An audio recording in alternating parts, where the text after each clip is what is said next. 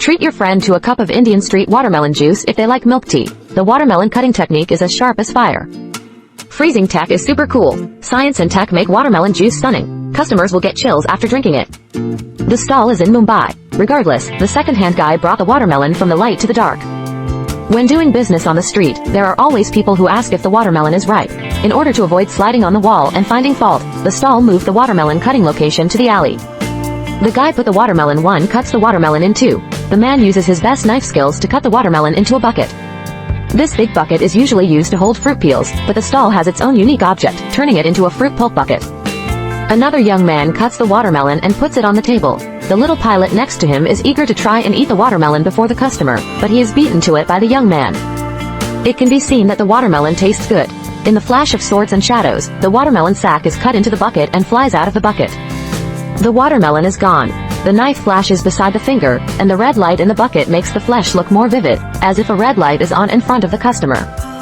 Cut a small bucket and take it to the stall. This requires an honest person. Don't be too clever. If you are cunning, you will lose your previous work. Pour the fruit into a large pot full of ice cubes. The man on the right adds red syrup to enhance the color saturation. The man on the left continues to stir with a cup and fingers. Quietly adding salt to the ingredients. Take an ice cube from the alley and toss it into the Ganges water bucket.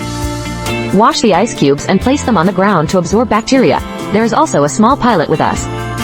Fortunately, it is located in a remote alley and there is a piece of plastic cloth covering it, which can hide the evidence of the crime very well. Add the ice cubes in the bucket and escort them to the stall with your body. Use the tetanus pick to chisel it open. The food will contain more iron than the human body requires. The larger pieces will be carefully removed and preserved.